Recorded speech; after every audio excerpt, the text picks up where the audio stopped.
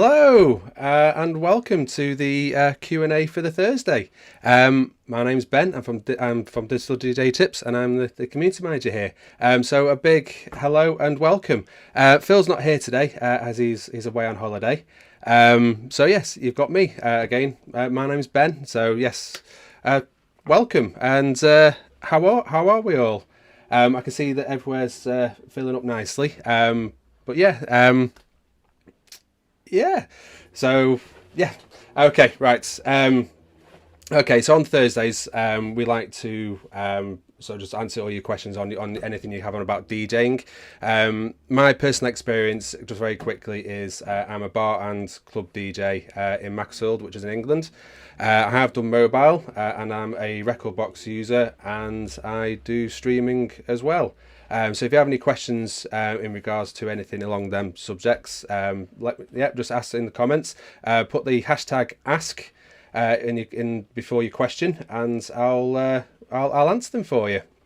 So just while everyone's piling in, I'll just go through some quick hellos. So we've got Craig Buffington, so hello. Mixmaster G. We've got Liam and Gerald Rogers, and we've got Brian Slav, BCF Mandara,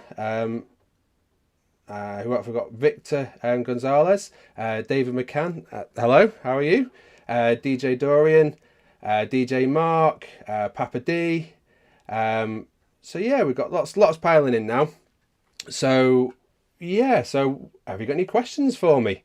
Anything in regards to streaming, anything into club bars, mobile, equipment. I use Pioneer, Rekordbox, and so yeah.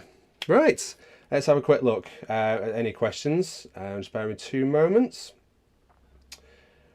Okay, let's have a quick look. Hello, Papa D.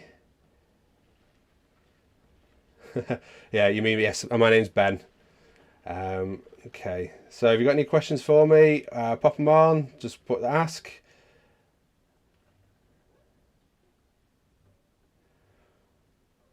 Right, so we've got one from Liam. Were you surprised that Pioneer didn't announce any new kit at the BPM trade show this year? I don't know. I mean, they've had some recent releases with the CDJ 3000. I know that Newmark and Denon, they've all had, Newmark have had their new stuff out very recently as well. So it would have been nice to maybe see if something from Pioneer, but they can sort of release anything when they feel the need to. Anything if it's regard to BPM or any other DJ shows around. So with the likes of like Newmark with their new mix stream. It'd be nice to see sort of maybe if Pioneer have anything up their sleeve in regards to anything that's similar to what Newmark have. So yeah, it would have been nice to see something. But it's there. They can release obviously when they like. So yeah, on that one. Okay. Okay, let's have a quick look. Okay, so you want to buy a Denon Prime Go, but you don't think there is any better controllers, or they're released any will be released in the near future. Well, I have no news. I'm completely in the dark in regards to any new controllers that are going to be released or anything like that. So I can't answer that one, I'm afraid, for you. If you want to go for the Denon Prime Go, my personal choice would be to go and get that piece of equipment instead of this. Me personally, I would go and buy the Prime Go, and then if something new came out, I would then go and sell my old Prime Go on eBay just to recoup some of the money, especially if I needed the gear straight away. So yeah, I mean that's my opinion on that one. Obviously, everyone else can has their own way. Some people like to wait for the newer stuff or wait to see what's coming out. Yeah, again, if you really do need to go and get you need the equipment for a gig and stuff, go and buy it, and then you can always as long as you keep it in a nice box and try and keep it safe and dry and from things like that, it's it should be fine to resell and get some money back from that one, and look at it that way. Okay, So let's have a quick look for some more questions. So yeah, you can pop them on Facebook. So we're live on Facebook, Twitch, and YouTube. If you put your questions on Facebook, for example, we can get to them later on as well after the stream's finished. So, but yeah, that's Phil always likes to ask to say, you know, put your questions on Facebook if you can. If not, it's not a problem. I mean, I'll go through them now. But yes, if you go on Facebook, we can get through some of the questions we don't answer straight away because they will be there still saved. Okay. Okay, so what is the difference between Rekordbox versus Serato? I don't think there's that much difference between them, to be honest. I say I've used I've not used Serato DVS. I've just used Rekordbox DVS, and it's yeah, it seems similar to the Traktor DVS that I've got. It all kind of, obviously the records can't really kind of work all in between each other, so you can't really swap and change we can't use a Rekordbox and a Serato one, for example. But yeah, they seem to, you know, it's the same sort of technology behind it, sending a time code over to from the mixer with the decks into the software. So yeah, I think it's really just the difference between the two would be if you prefer to use Rekordbox itself or Serato. In regards to obviously the little different, you know, there's differences between the actual softwares themselves. In the way they work with, like, you know, automatically, you know, with auto loops and things like that. So it's more kind of like the software being different than more than the DVS being different in my opinion, that one. Okay, let's have a quick look. Right.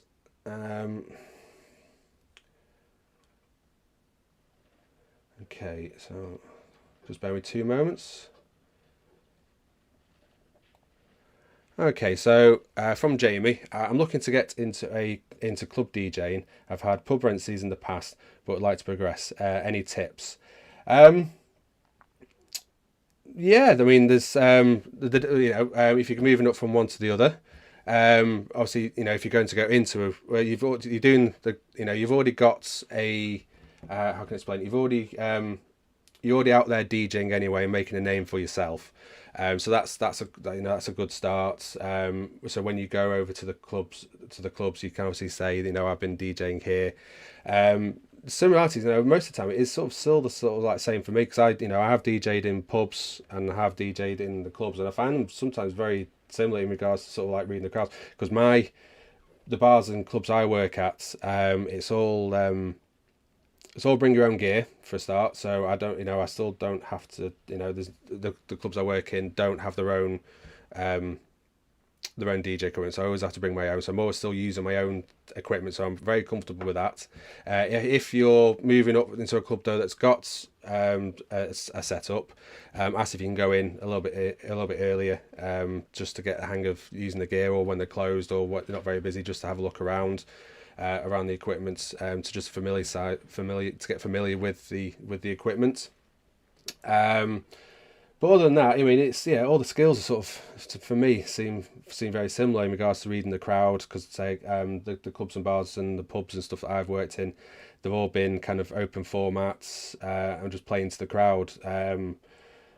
You know, I have done sort of nights where it has been a set genre, but most of the time it's turn up and I'm playing to what's kind of like just working on the crowd, on the floor. So it's always been sort of a very similar approach for me on that one. So I hope there's some things in there that can help you out with that one, Jamie. Okay, let's have a quick look. I'm just going to go through some more questions. Okay.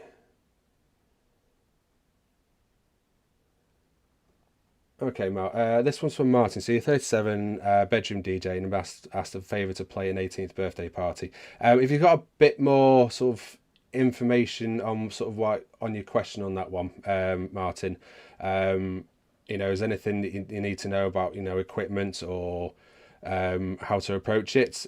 Just, you know, just let us know a bit more about that one, so we can help you out with that one. Okay, so I'll have a quick look. Okay, so I think I'm getting.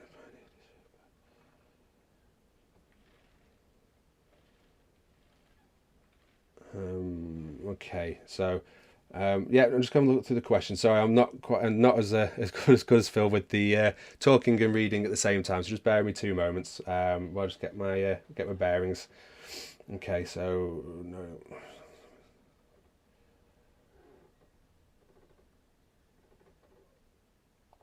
Okay, so on YouTube, Jermaine Connell. Hi, Jermaine. So you know you plan your DJ sets by knowing which songs mix into the next song and sticking to that plan. How do I break away from that and just pack a crate of 20 songs and just let it flow? Yeah, just yeah. I mean, I actually have a crate of probably a bit more than 20 for my sets.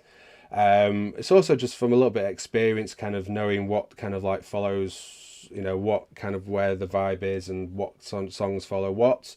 I do have sort of some crates as well, which are starter mixes already, so just to kind of like help with the nerves, and where it's just 3 or 4 songs that I just will just play, just to get just to calm myself at the start of a gig.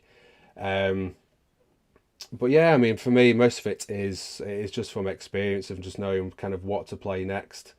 So there's no harm in sort of like, yeah, maybe go through your playlists of the songs that you want to play. I also kind of add little comments to say play me or play after this song, play after that song. And yeah, and look at the BPM, look at obviously the genres as well. Yeah, so I don't know if that's kind of like fully answering your question on that one. Say with me, it has just been experience and kind of knowing on what to play next and what working with the crowd, and also just reading the crowd as well.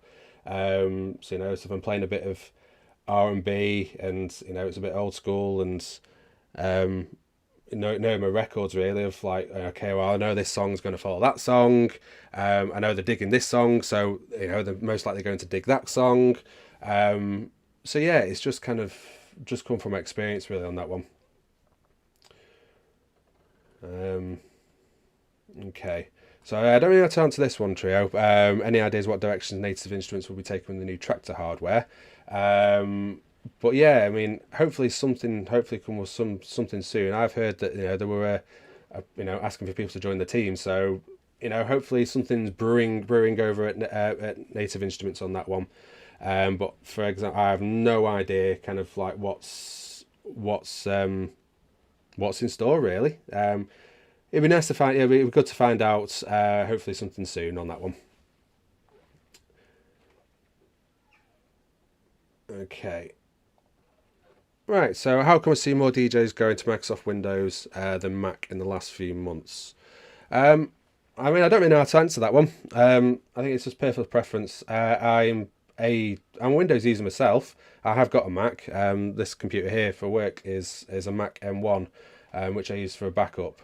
So I think it's just personal preference on that one. But obviously, I know there are laptops that have come out recently that are DJ. I can't remember the name of the. I can't remember the name of them now. But yeah, there's obviously them laptops that have come out that are obviously designed for DJs, which are Windows. And yeah, as I say, I think it's just personal preference on that one. Okay.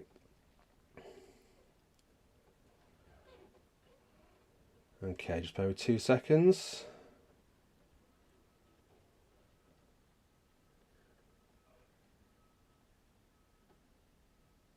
Okay, so Retro Robson, Prime Go or the new Mark Stream Pro for nearly half the price. Again, I think it's just going to be personal preference on that one. Also, really kind of like what you want to do. I mean, they are kind of a little bit different. Obviously, the new Mark is designed for really kind of like for streaming by the looks of it. With the speakers on. And if you're just in a room like I stream from here. I don't have it very loud in the shed when I'm streaming or recording mixes. It's just for my personal preference and just for me to hear. So I think for me personally, because obviously I DJ in clubs and bars, I'd probably go for a Prime Go over the new Mark. But again, I don't think there's any harm. I like the look of the new Mark Stream Pro as well. So with that, it's got the XLRs on the back as well, so you can plug into a DJ system, and yeah. So I think it's just really kind of like looking at the pros and cons of what you want from it. Are you going to be more streaming, or are you going to be more mobile? Obviously they are similar, but at the same time there are some differences in there. Again with like the speakers and things like that on there as well. On that one. Okay, so keep going.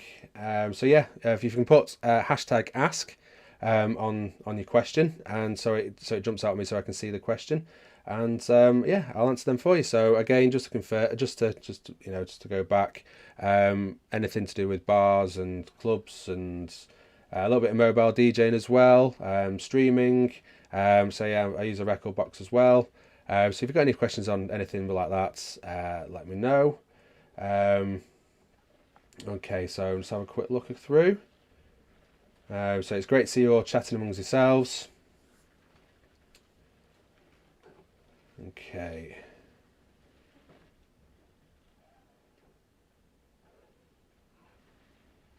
Okay, just 2 seconds.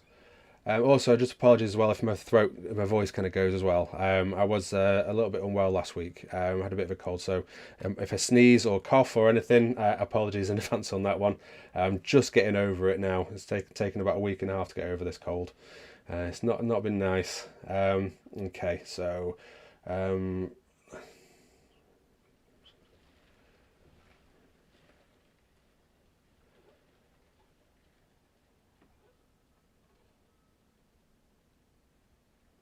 okay, so hey Craig, how are you? So in regards to your recent Student Hub post, we'd like to know to discuss about reading BPMs on the screens. So you got your laptop CDJ controller to mix. I know the best way to learn is by ear with the tempo faders, but generally a DJ skipping this part to do all their mixes nowadays. What do you do when DJing out? Well, when I first originally learned how to beat match, it was in the days on old. I don't know if you remember them. It was the old Newmark CDNs, the flat ones. It had a little controller that used to go off the side, or you could put them into big boxes. So they didn't really have great kind of like BPM counters on there. Yeah, they had to tap the BPM yourself, but that was it. It didn't really kind of pick up on anything like that. So I learned to sort of to beat match by ear. Nowadays, I have to admit, I will look at the screen sometimes just for a bit of, just to be a bit quick. Yeah, I know, I'll put my hands up on that one. I do use the BPM counters on my Rekordbox and CDJs and things like that. I think it is. I'm not saying it is. I think also as well, you do need to kind of learn how to do it without looking at them, because for example, if you're going back to back with someone, swapping control, swapping over, and it is, if anything goes wrong, it is a very good skill to have just to do it by ear. But yeah, I mean, nowadays, I do use the BPM counter on that one.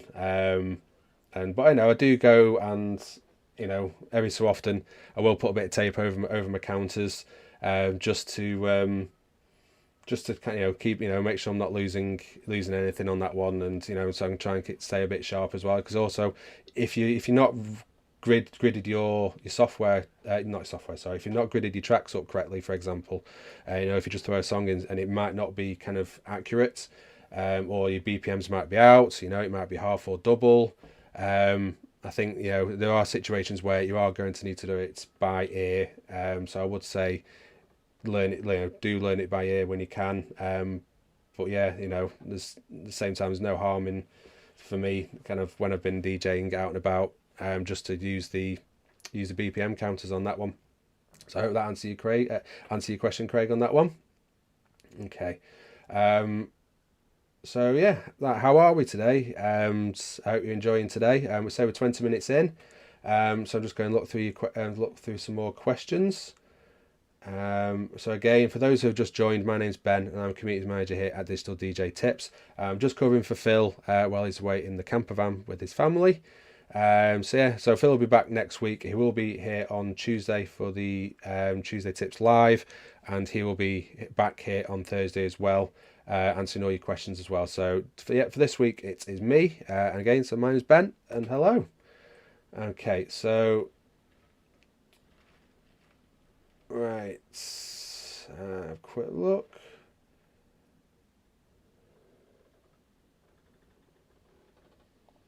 Okay, so how can you prevent feedback on a mic while streaming?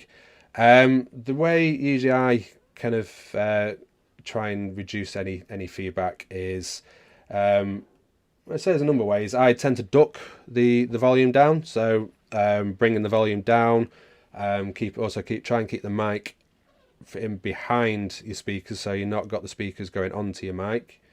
That one usually helps. Again, that one's for live as well. But yeah, most of the time I just duck the volume down. You can hit, and so you can hear me a bit more clearer, and also as well, it's hopefully not trying to pick up too much sound that's coming out from the speakers. Also, again, I mean, I don't tend to have it that loud either. Actually, in my shed when I've been streaming, it's quite low volume because it's only me in here. So keeping the volumes down, if it's just for yourself, that helps. Reducing, if you can set the EQs on your mic, taking the bass out a bit, sometimes that helps as well. So yeah, there's a number of ways to prevent any feedback. But yeah, if you can, try and keep the microphone behind the speakers instead of in front of the speakers.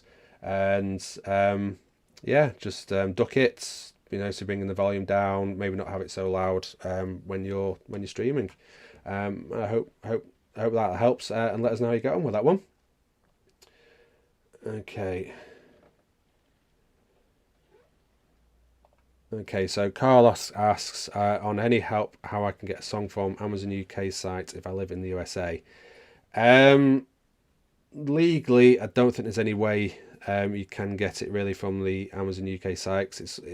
I'm not a lawyer when it comes to music rights and who can sell what and where. Obviously, only certain sites can sell certain songs within their territories and their countries.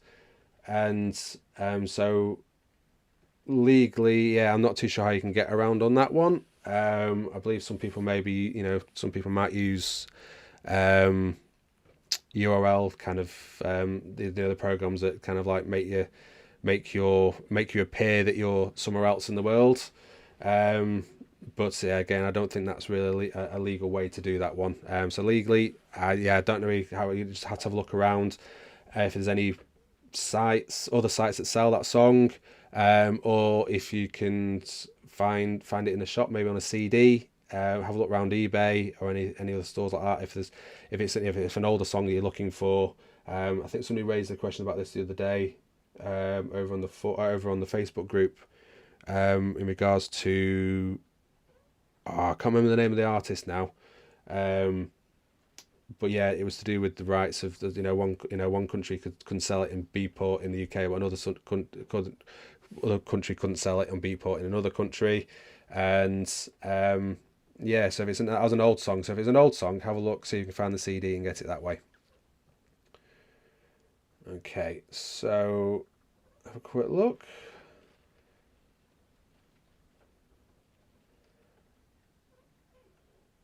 Okay.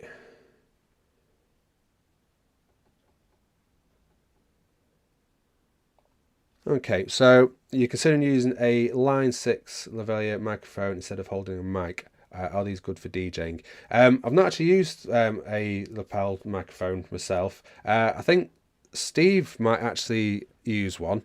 So I can see on Facebook. So yeah, if you're on there, I'll ask Steve and see what he thinks. The difference. What he, if he likes the lapel ones over using the handheld ones. But yeah, I mean, there are pros and cons. I use a handheld one myself because what I tend to do is I tend to loop the track and then duck it so I can talk. So I'm not having to worry about the song going on or having to mix while I'm talking. So that's how I get around about that one. But I did actually buy this originally for streams to put my microphone on it so I could have my hands free and talk. But for me personally, I found it a bit too much, kind of like in the way. And I know it's not the Velo microphone, but it's, you know, similar having it, you know, and kind of like having to try and mix and talk. So I just kind of like kept it simple, really. So I just looped it and spoke with the handheld microphone. But yeah, I mean, you know, having the lapel microphones as well. I mean, it's still got your hands free, so you know you can still loop it. You don't have to, you know, obviously help, you know, you don't have to hold onto your mic, so you know you got your hands free. So yeah, you know, there's pros and cons on that one. If you want to use the lapel, yeah, you know, there's no, I don't think there's any problems on using that one if you want, that's what you want to use. So I personally just say just loop it and have a handheld, and yeah, that's my opinions on that one. I hope that helps. Okay, so let's have a quick look. So yeah, remember to use the hashtag ask.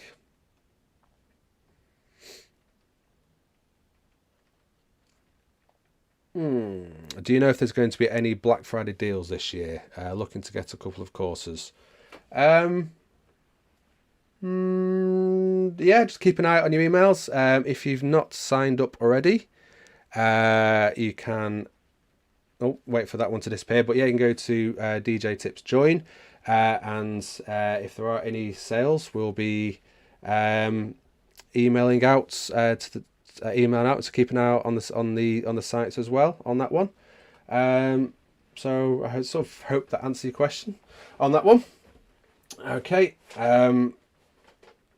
Let's have a quick look. So yeah, it's good to see you all talking between yourselves.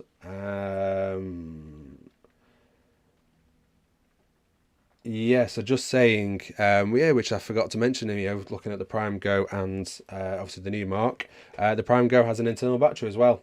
So yeah, so that's another you know, plus for the Prime Go on that one in regards to that one, the new Mark Stream. Again, different feature for a different controller. You know, if you're looking to go out and about, having a battery could be useful on that one.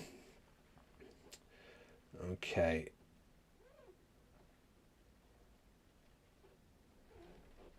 Okay, just bear with 2 seconds. We'll have a quick look. So about halfway through now. Okay.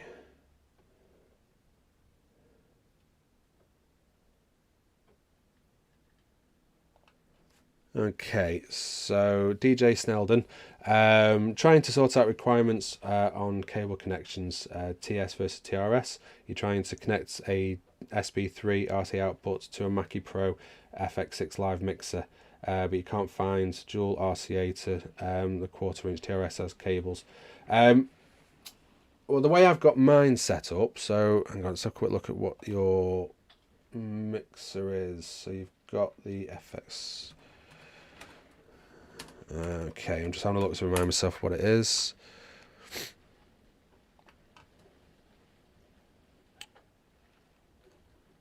Okay, yeah, so it's a sort of like, I mean, I've got a Behringer, little Behringer one over there, which is pretty similar to that. And I've also got the an SB3 in one of them cases over there.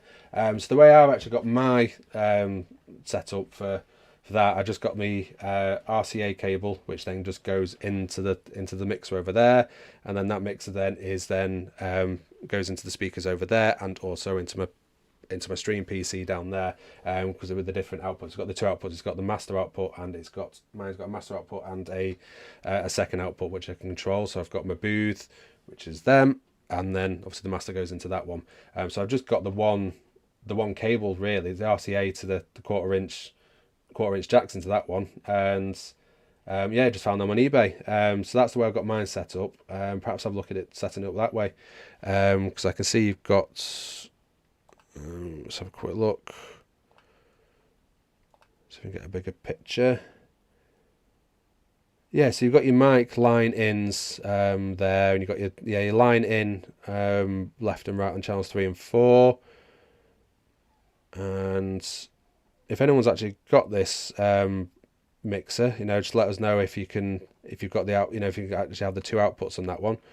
And But yeah, that's how I've got mine set up anyway. It's just to go into the mixer, and then the mixer then splits into two, one into a PC and one into the booth. So it's just the one cable that I've got for my SB3 on that one.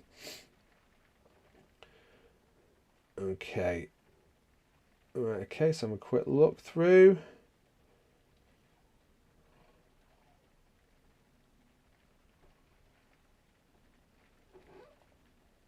Okay, so you can't record your set on Rekordbox. Very new DJ. I want to make a sound card mix for my favourite songs for your friends. Right, okay, so it should just record what music source have you got. If it's music that's actually already on your computer, that you've downloaded from a DJ pool or you've got ripped from your CDs, if you've obviously bought any MP3s from anywhere else and actually physically on your computer, it should work. But if you're streaming from if you're using streaming services to DJ from, for example, SoundCloud or Beatport Link or anything like that, it won't actually record into Rekordbox because it's copyright and again, I'm not a legal kind of lawyer on this one. But yeah, if you're streaming your music, that might be the problem why you can't record. So you need to get the physical tracks onto your machine, then it should record. If there's anything else that's kind of maybe gone a bit funny, if it's not actually that, just let us know a bit more details of where you get. If it's not that, just let us know a bit more details. But that's what I can only assume at the moment is if you're using your music to stream, if you're using streaming services to DJ with. Okay. Okay.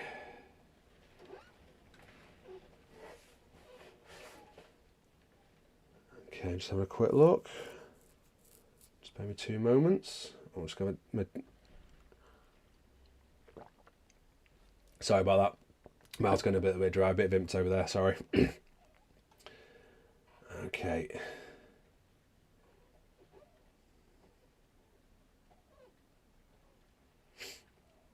Okay, so DJ Zero. Hey Ben, hey, how are you? In your opinion, which is the best option for video recording DJ sets? Webcam, a GoPro, or a DSLR camera? Well, a DSLR camera is going to be a lot better quality. If your budget can stretch to a DSLR, I would go for that one. You have to check though the details, because some DSLRs might not send a clear signal through, so you might get lots of like all the battery bits there and all the bits that go on the screen to help you take a photograph or record it. It's going to show on the screen, so you need to find one that sends a clear signal through. Also as well, and a bit more space. Also probably the same for the GoPro as well. If it's got a HDMI out, you need to check that obviously DSLR's got a HDMI out as well. And also with both of them, you're going to need a capture card. Now you can find 720 sorry, not 721, 720 ones, over on eBay and things like that, for about £15. You can't quite see it, but this is one I use. It's only about that big. It's just in there. It's a little, just a capture card. It's 720, and yeah, it does the job. I have another one that's plugged into this one. This is my camera that I use, which is a Panasonic HCX900. So it sends a clear signal and it goes into the little capture card, and then that goes into my OBS. But yeah, when I also did the streams to start off with for digital DJ tips, I was just using the webcam. I had a Logitech one, which was fine. But yeah, quality wise, a DSLR is going to be much better than the webcam. So yes, if your budget's if you've got the budget for DSLR, I would go for that. But so there's no harm in starting off small. In fact, I'd probably would say that to begin, if you only started streaming, just start off with small. Don't go and kind of just go and get everything straight away. Just start with one camera, maybe a webcam, just to get the hang of things, and build it up from there. And go just start off small before kind of jumping in with with everything. Just try and get the sound right first as well, because also from what I realized from streaming, if you need good sound quality. So if people can probably forgive poor video quality over sound quality, if your sound quality is bad, people you can't ignore that, and people will switch off. If your video quality is a little bit grainy, it's not the end of the world. It's not going to hurt their ears. And so just start off small on that one. But yeah, to answer your question, a DLSR would be my preferred if I had the budget over them. I hope that one helps.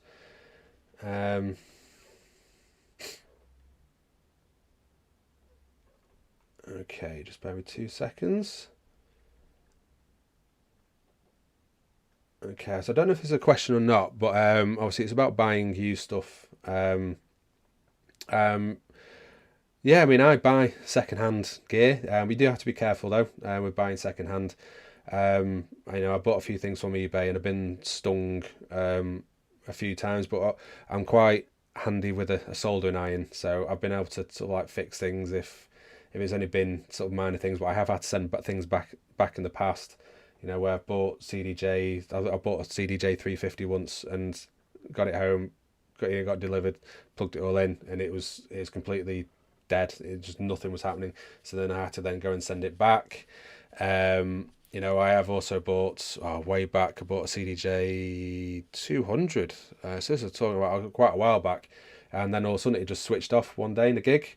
Got it, so I took it home, took it apart, and someone had on those models, it had fuses inside them, and somebody had wrapped up the fuse with tinfoil. So yeah, you've got to be a little bit careful when buying secondhand. Definitely kind of like have a look at your return rights and things like that if you can return it.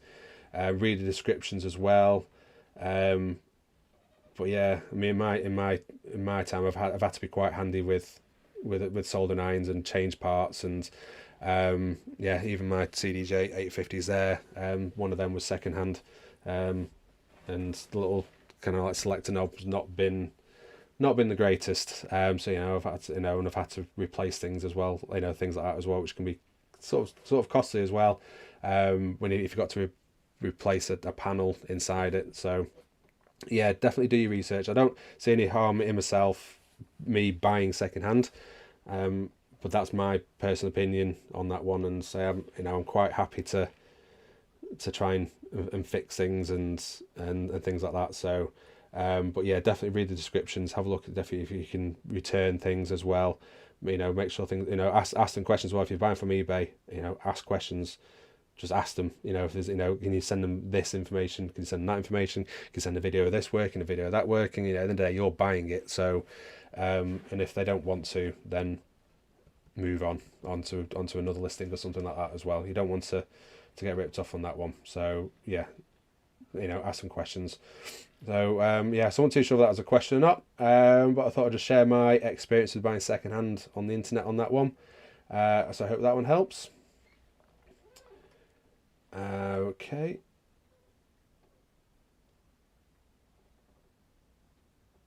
Okay, so what is the best free DJ software?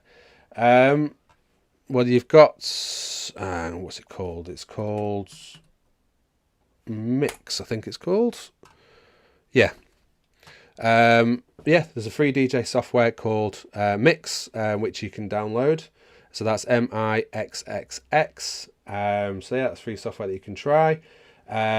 Also, I mean, you have got, if you're looking at some controllers as well, some controllers might come with Serato Lite, which is obviously it's sort of free. It is, it's coming with the controller, and obviously, your controller unlocks that as well. Same with Rekordbox as well. If you've got if you buy a controller, and it can unlock certain parts of Rekordbox, the DJing 400, for example, will unlock Rekordbox for you as well. So yeah, you're buying a controller, so check what software comes with that. But if it's just software on its own, yeah, check out Mix. Also, you can check out Virtual DJ as well, because it can, believe that one comes with, you can have a home use, which you can mess around with that with controllers and stuff. But then if you're using it for gigging and stuff and adding controllers, then that's when you start need to pay for Virtual DJ on that one.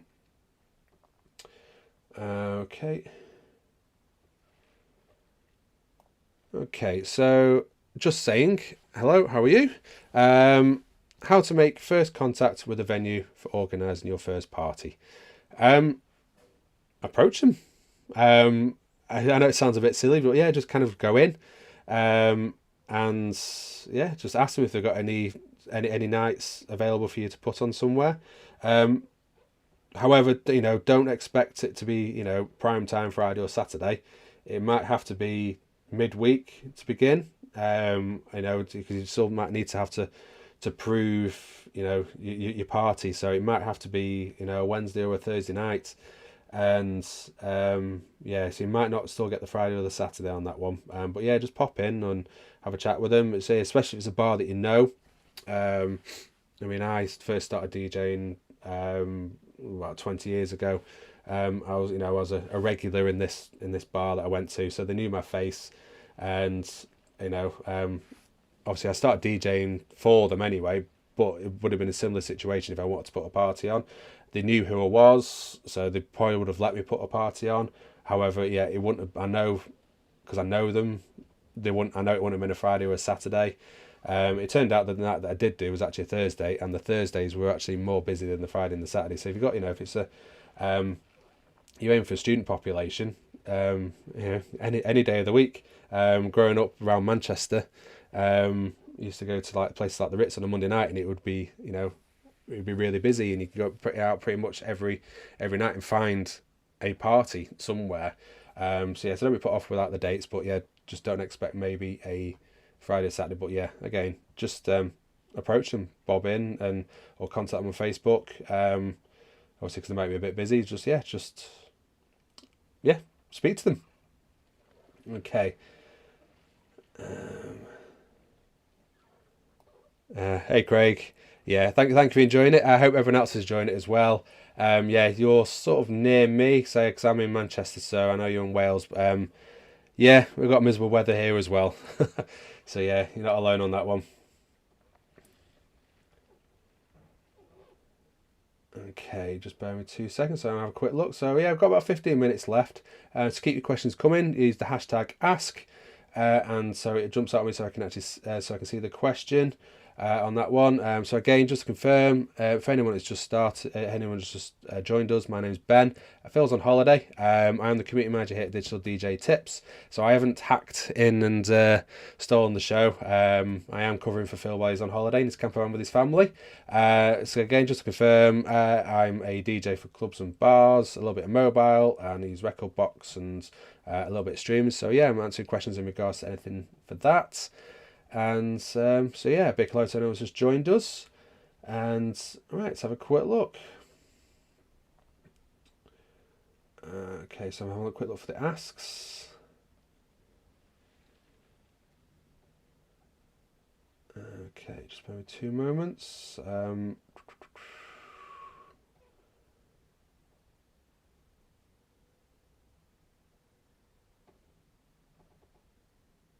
Okay. So I'm just looking for the asks.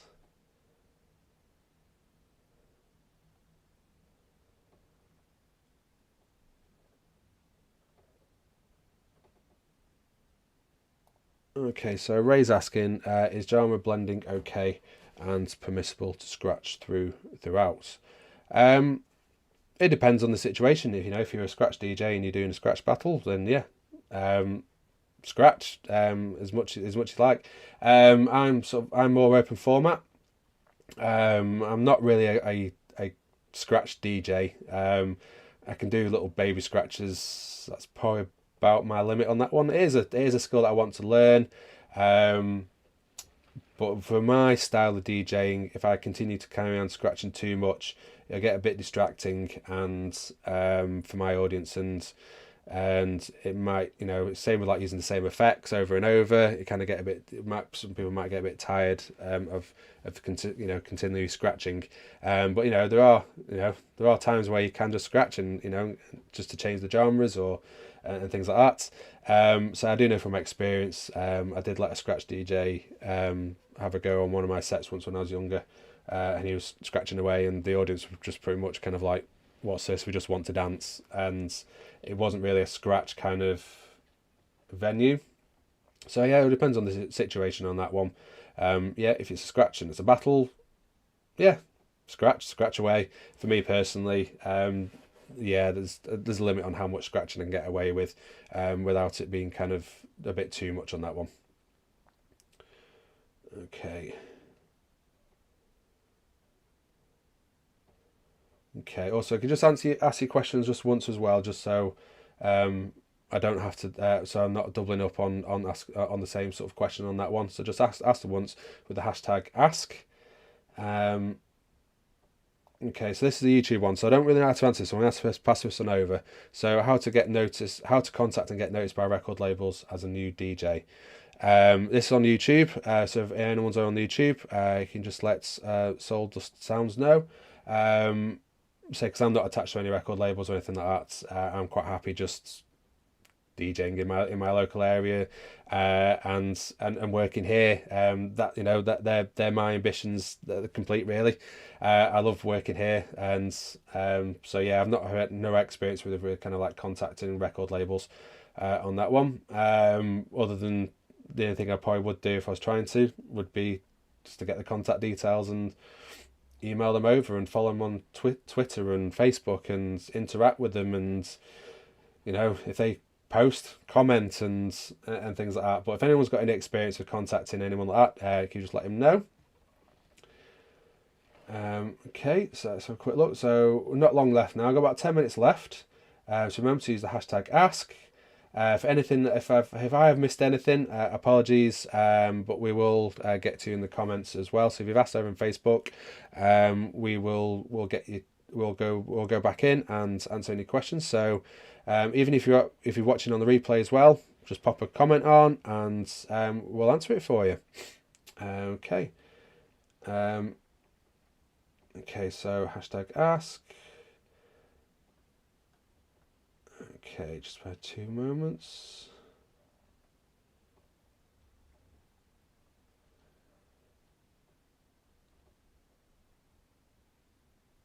Okay, so best resources for physical tracks. There's many places really you can go and get the tracks from. I personally use DJ pools and also a bit of iTunes, but not as much. I did use iTunes a lot when I first started, but now I get most of my stuff from places like Zip DJ. That's quite housey and disco-y. BPM Supreme. You've also got places like DJ City as well. So they're good places to get your tracks. Also, you can still use iTunes and Amazon as well to download sort of like more poppy tracks. So if there's a radio edit, it's just a normal pop song, then yeah, I'll probably just nip onto iTunes. Sometimes I just download it that way. Also CDs as well. Also not as popular as they once were. But yeah, if you go to your local supermarket and they've got some CDs there, they might have their own some compilations. Obviously loads of old music there as well, and genres and things like that. So searching places that sell CDs or secondhand CDs, or there's always a good place to get your music from as well. Okay,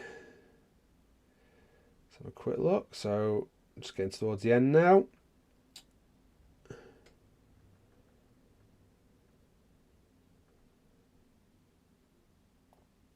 Okay, so what do you think of the best streaming platforms at the moment? Name drop 3. Well, Mixcloud is the number one, really. It's the legal way to do it. And yeah, you can sign up for Mixcloud, and you can stream on there. They've just launched some new features as well, where you can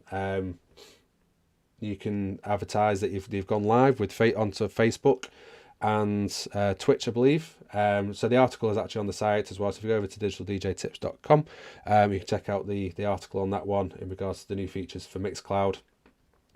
So yeah, that's the number one for me on that one. You can use YouTube and Twitch as well. Obviously, but they're possibly subject to takedowns as well. So there's a bit more planning that goes into using YouTube for your streaming. Again, that's a different conversation, that one though, about how to get your tracks ready for a YouTube stream, and the same for Twitch as well. But Mixcloud would be number one on that one. Okay, so just bear with 2 seconds. I'll have a quick look for your last couple of questions. So I hope you enjoyed today. As I mentioned, Phil will be back on Tuesday for the Tuesday Tips Live, and also back on Thursday as well for the Q&A. So if you've got any questions that I may have not answered, or things on regards to Denon, or anything else like that, yeah, come along on Thursday and we'll get your questions answered. So yeah, okay.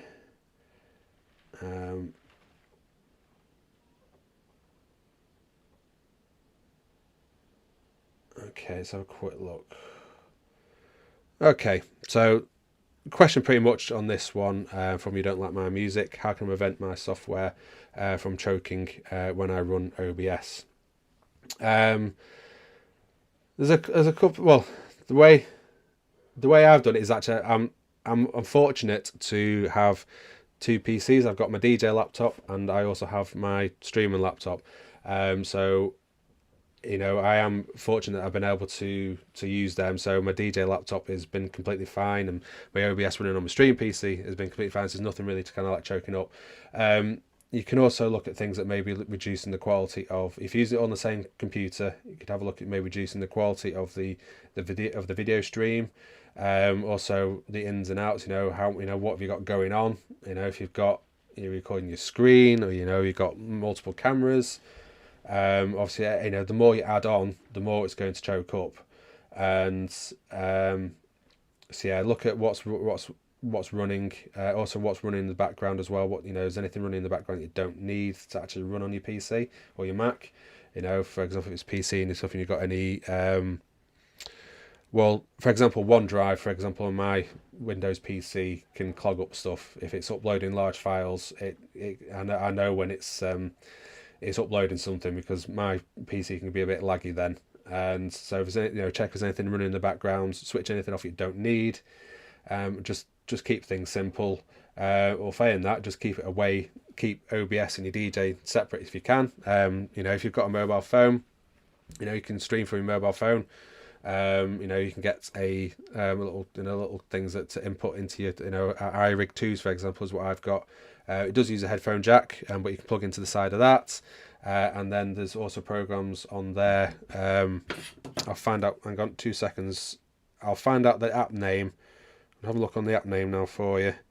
So I'm not checking my phone for messages. I'm just checking my phone for the app. So just bear with 2 seconds. What was it called? It was Streamlabs. There's a program on there called Streamlabs, which then you can use your phone, and Streamlabs will kind of sort of like send it to the places you need it to go to as well. So it's just keeping everything separate from, so you're not choking up your computer on that one. So yeah, I know you're asking Mixmaster G as well, so he's very helpful. So hopefully he's got some suggestions on there for you as well. But yeah, that's the things I'll be looking at on that one. So yeah, we're getting to the last 5 minutes now. Okay. Gizmo's just up, just there. There's Gizmo. If you can see it on your screen, I'm not too sure on that one.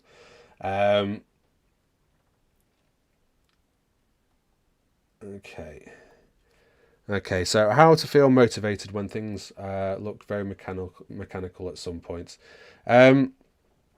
yeah, there's lots of things to kind of like keep yourself motivated.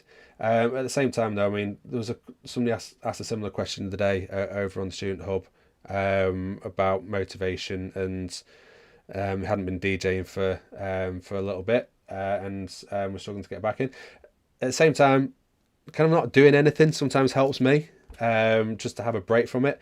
A few members already, over there also said as well, to try and keep kind of like going on and on and on and on. It can sometimes be a bit too much. So sometimes a break can be good. I often take a week off from doing anything music related, and I would just kind of, sit on my Switch and play Zelda, and I've also got my 3-year-old as well, and my wife, and so would go out in the van, and just have a switch off, and I find that sort of helps me sort of like recharge my batteries, and then when I come back into it, I'm more motivated then. I also listen to music that's maybe not genres that I don't really play, genres that I enjoy listening to, but I don't DJ. For example, like rock music and metal and stuff, I enjoy listening to that kind of music as well. But I don't play them sort of DJ sets. I haven't done for a long time, so it helps me kind of recharge my batteries, and then just to get motivated again, just go and hunt for new music, and watch documentaries or watch some DJ streams.